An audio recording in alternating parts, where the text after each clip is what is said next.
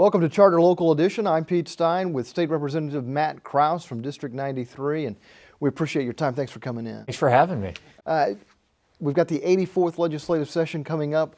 What are you anxious to get to once you get to Austin? Well, you're right. We start on January 13th, and what I'm looking forward to is finding some way for Texas to fund transportation and infrastructure for the foreseeable future. We've kind of had a little bit of patchwork funding the last couple of sessions, but hopefully this time we can actually find some sustainable renewable sources of funding for transportation, because anybody who said on 35 or 820 or 30 or 121, whatever it is, transportation is a huge issue, and if we want to continue to grow the economy and keep it strong, we've got to find ways for our men and women to get to and from work in an efficient manner. So where do we find that funding? That's a great question. I think we've got to take it out of general revenue. You know, that's the only thing that guarantees that we can spend that in the foreseeable future. And so I think we've got to make some room in the general revenue and say we're going to dedicate this money, $3, $4, $5 billion. We're going to do that every biennium to make sure our needs are being taken care of. What about toll roads? Do you see that as a viable alternative? Toll roads continue to grow in popularity in some places, but I think we've almost used them too much, and you're starting to see a pushback against that. And so one thing, if we do put in a toll road, one thing I'd like to see is that by the time we finish paying off that road, the toll goes away. We did that with I-30. We've done that with other projects. And so if we're going to make the taxpayers pay for that, I think once it's paid for, it should go back to a free lane.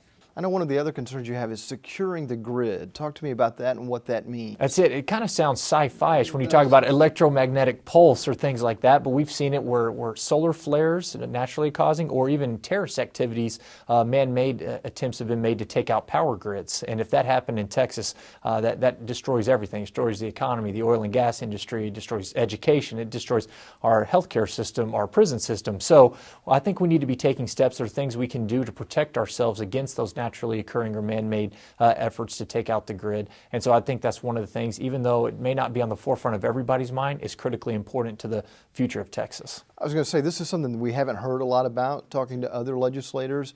Is this something that you're trying to bring to the forefront? It is, and in fact, Tan Parker up in Denton County is helping me out. We have a lunch and learn for legislators right at the beginning of the session this year, just to kind of introduce them to it, tell them why it's critically important and what they can do to help solve the problem. So you're right, it's going to take some education, but it's important enough. I'm excited about doing it. What can the state government do?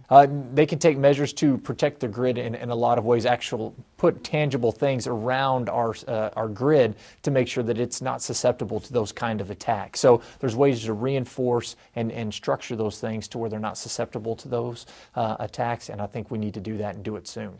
Another concern you have is the online solicitation of minors.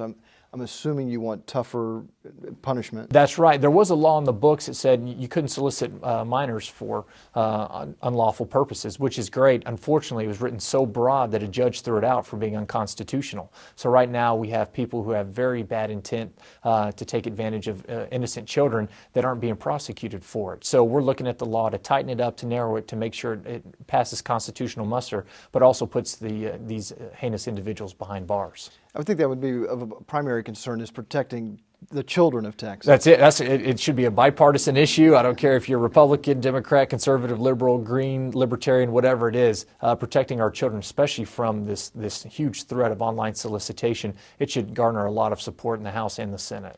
You know, we're talking about children, and when you talk about children, you talk about education. There's a lot of talk about funding, obviously, but also about curriculum change in Texas. That's it. And we have to be vigilant on both of those things. We've got to make sure that we're continuing to reform the classroom so that teachers can teach and students can learn, and whether that's figuring out radical, or maybe not radical, but different forms of injecting reforms into that, maybe we need to look at that. But it's also maybe lessening some of the testing, maybe making sure the teachers don't have to teach to a test but can actually teach the students. And then on the funding, we need to make sure that we're spending enough money to adequately fund our educational system, but we also need to make sure we're getting a return on those education dollars. We can't just keep putting money into it without seeing any noticeable results in the education our children are receiving. You talked about the testing. I know that the testing was reduced in the last legislative session. Would you like to see it reduced even more? I would. I still think we're doing even a little bit more than we need to.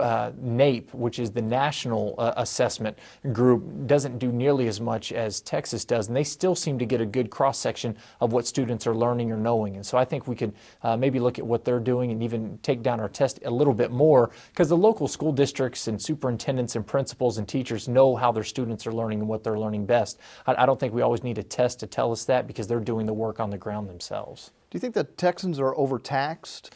You know, we've got one of the lowest tax environments in the nation, and we need to keep it that way. And in fact, the oil and gas industry, sans what we've seen the last couple of weeks, has been doing so well that it's given Texas a lot of extra revenue. And so what I'd like to do to see us with the revenue is return that back to the taxpayers who gave that to us. I think small businesses who have to pay the margins tax need a little bit relief. If we can do some things on property taxes to alleviate the taxpayer burden there, I think we should. I think government too often thinks the taxpayers' money is their money. We need to remember where it came from, and if we don't need it, we need to give it back to them. You mentioned the oil and gas industry, and while it seems good that we're paying less at the pump, That's right. that can really be bad for the Texas economy. That's right. That's what I keep telling my friends when they keep cheering on the gas price. I'm like, hey, when I fill up my car, I'm as excited as you are, but we need to make sure about all the thousands of jobs that are reliant on gas, from what I understand, being at least $60 a barrel or above. So we don't want that to go too far down. And because of the downturn lately, the legislature is going to have to take that into account when we're looking at the budget and projecting what we can spend and not spend for the next 140 days in the session. Is there any message you would want to send to your constituents? Well, first of all, I just want to thank them for the honor and opportunity I have to serve them down in Austin in the Texas legislature. There's 27 million people in Texas, and I'm honored to be one of 150 that gets to make some of those decisions down there, so it's a huge honor for me. Secondly, please let us know how we can help. It's my opinion that they don't work for me, I work for them. And so if they have any issues, if they have any problems, anything we can do, since they're my boss, I want to hear from them. So please contact us. I don't care if you're a Republican, Democrat, conservative, liberal, libertarian, Green Party. We want to hear from you, and we want to help you out.